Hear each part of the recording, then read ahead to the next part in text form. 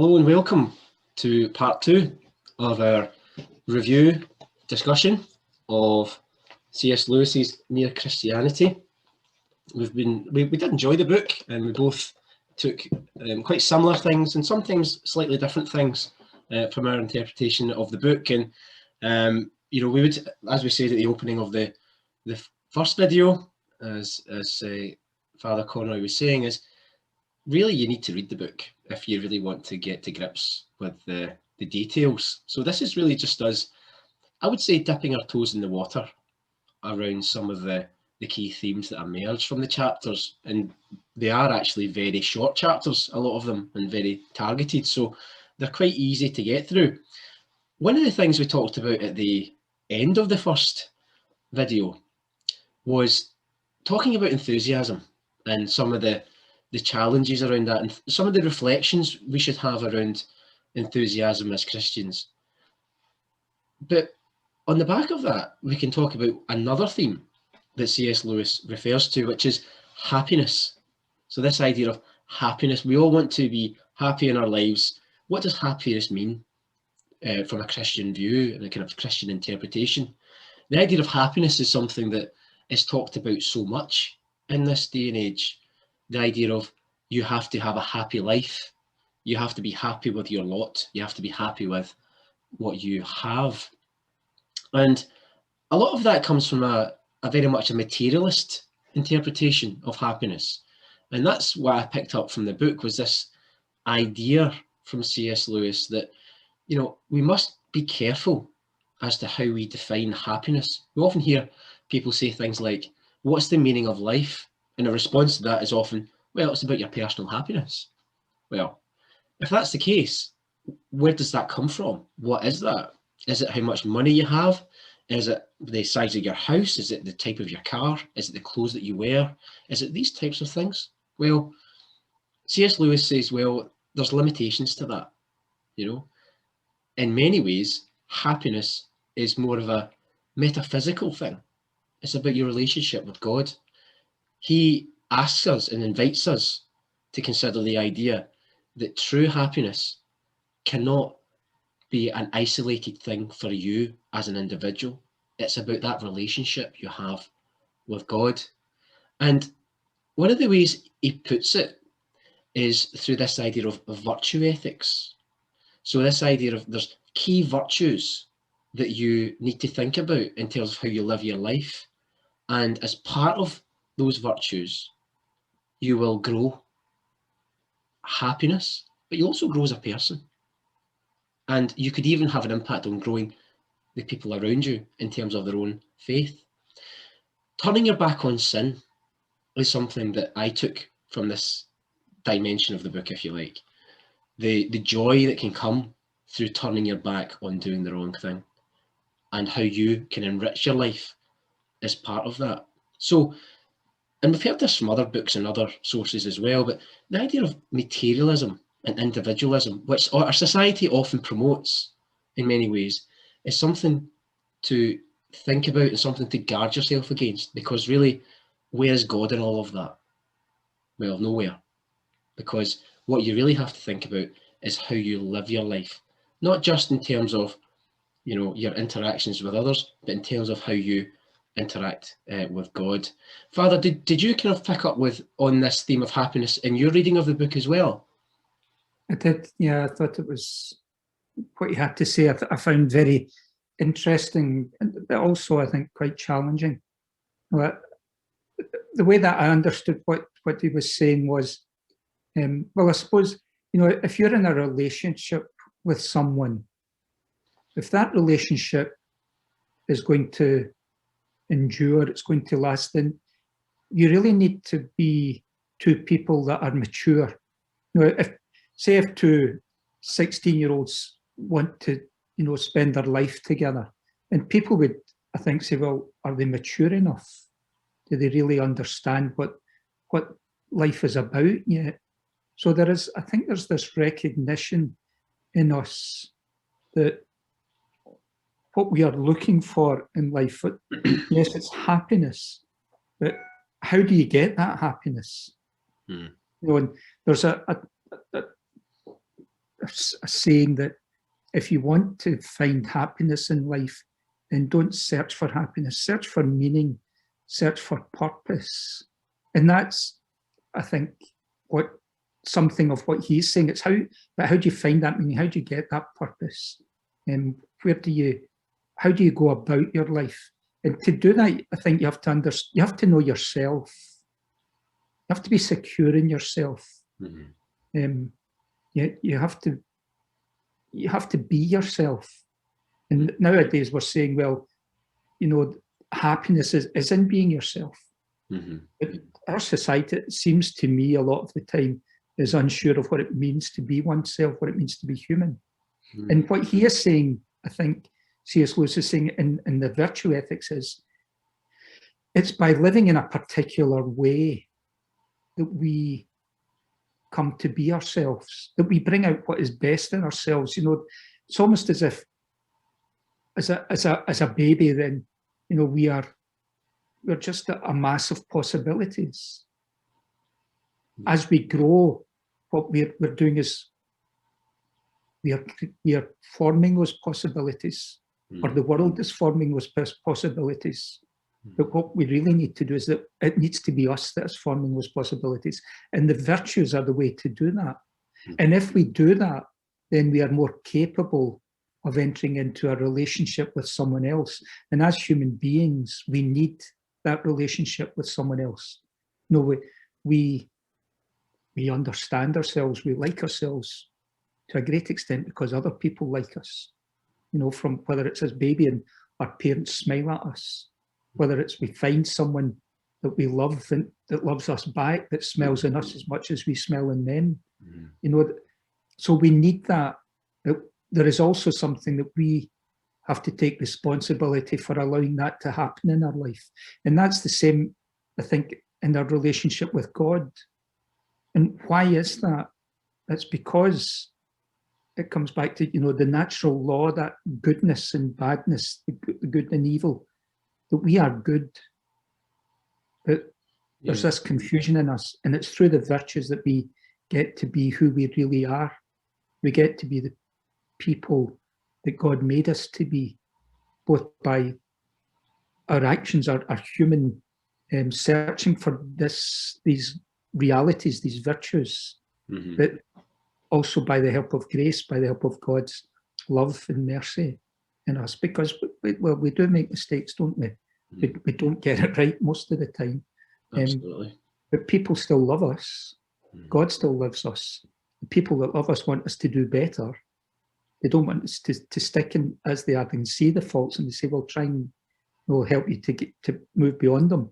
And that's what a marriage is about, isn't it? It's about two people helping one another achieve what they can be, what they should be. And it's the same with God. He wants us to be what we can be, what we should be, what we truly are. Absolutely. And it's interesting because the book does cover so many aspects about Christianity.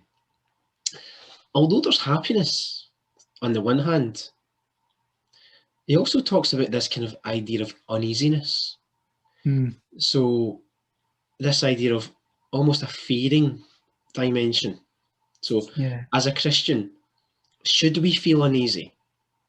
And this idea of, should we be fearful of God? You've probably heard people say, oh God, I'm a God-fearing person, or and all of that. But, how does that kind of play in, do you think, to this kind of idea of happiness? Is that juxtapositioned with happiness, this idea of a God-fearing nature? Or is it actually that the two things are necessary to go together? I think there's that phrase in St. John's Gospel, isn't it? Perfect love casts out fear. So I think, on the one hand, fear is a natural human reaction to a recognition that there is something missing or something lacking, that there is a distance between us. It's interesting, I think, in the Bible, when it's telling the story of Adam and Eve after they eat the fruit of the tree, the first thing that it mentions about them is that they realized they were naked and they were afraid. It's fear that comes in. And I think, to go back to, at the very start of this session, you spoke about enthusiasm and happiness. And you get people who think that they are happy when they're at that level of strong enthusiasm about everything. That's when they're happy. Oh, look at that. Isn't that lovely? Oh, so I'm happy. I don't like that. We're not so happy. So we tend to put together enthusiasm and happiness. So uneasiness is a lack of enthusiasm. It's a feeling, so that can't be happy. But what Christianity is saying is, I think, it's really about peace. So it's about a level of contentment. Like the Hebrew word for peace is shalom. Yeah. And shalom is really meaning completeness, perfection. So we find a level of peace, not enthusiasm, but a level of peace that is happiness. And that goes hand in hand with our relationship with God. The unease comes in because we recognize, whether we want to admit it or not, or to what extent we acknowledge it, we recognize it. The unease is in there because we are saying there's something wrong here. There's something that doesn't quite complete, doesn't fit together. So uneasiness, I think, is a human reaction.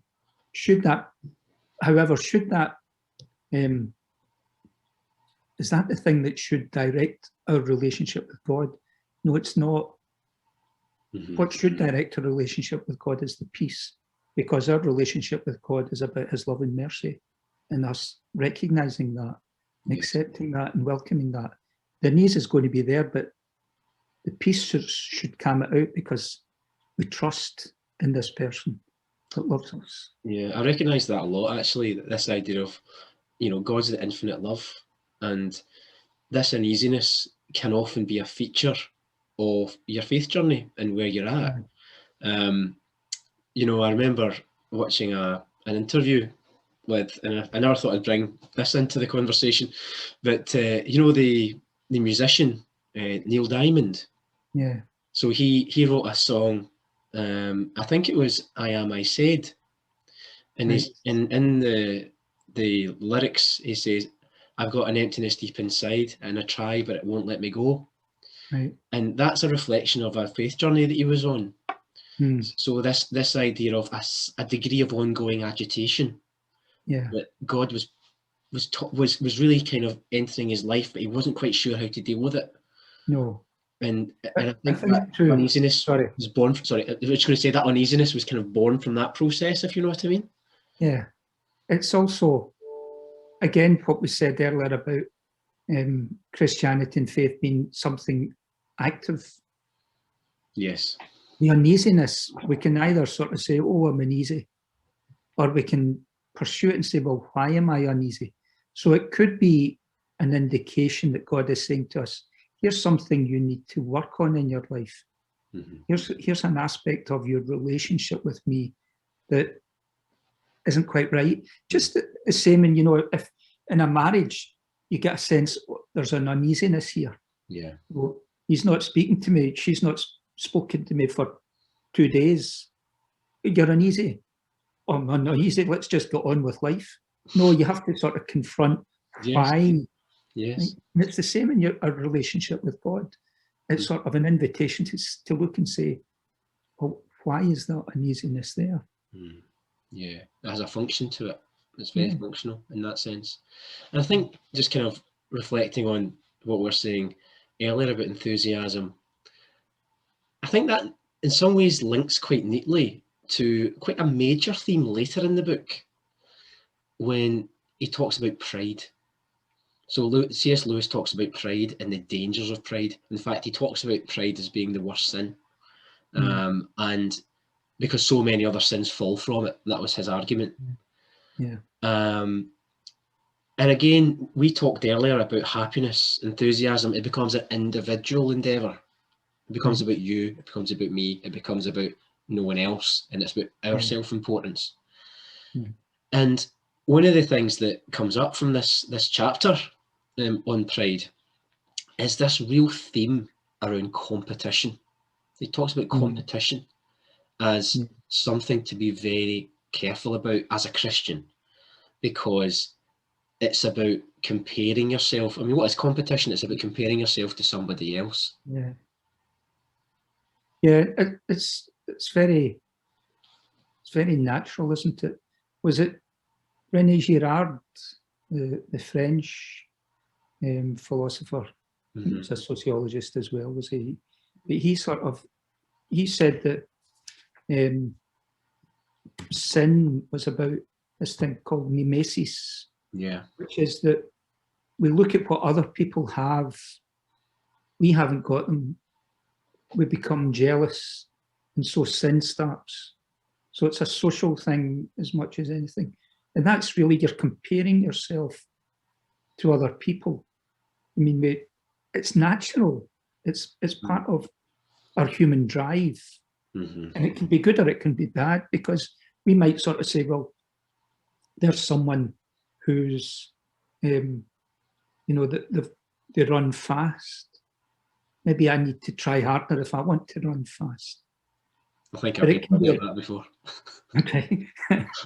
But it can be a dangerous thing too, because we can say, there's someone like Cain and Abel. There's someone who's getting more out of life than I am. Yeah. I'll kill him, and that way that solves my problem. I won't have to look at him anymore. Yeah. So again, it's how we react to these things.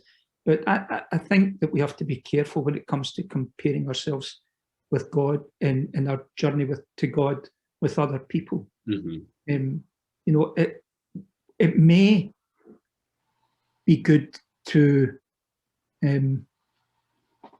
encourage us to do things, but where it's bad is when we judge the quality of someone on the basis of the comparison with someone else.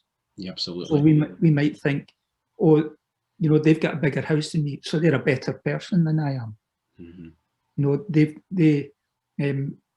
got more friends than me, so they're a nicer person than I am. You know, and similarly in our relationship with God, or they say more prayers than I do, so they're a holier person.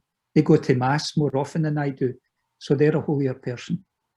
And, you know, I think that's not what the journey of faith is about. It's about realizing, I think, more that we're in this together. They go to mass more often than me. Oh, that's good. I'm getting grace from them because they're praying for me as well. And I'm maybe in a place where I can't do that because of work obligations, family obligations, because I'm at a place in my faith where I just don't know where God is.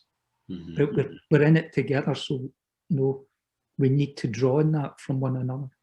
I think it comes back to what Lewis was saying in the book, which is it's about the intention of your action as well, because bear in mind, God can see into our hearts. Yeah. And he also has a list of things in the chapter on pride, which says, oh, by the way, I'm not saying that pride is everything, because there are exceptions to the rule. So being proud of your son for passing their exams, or your daughter for passing their exams, or for passing their driving test, or for getting the job they've always looked to get, that's not necessarily pride. It is if you go and try and use that as and weaponize that to judge other people. Yeah.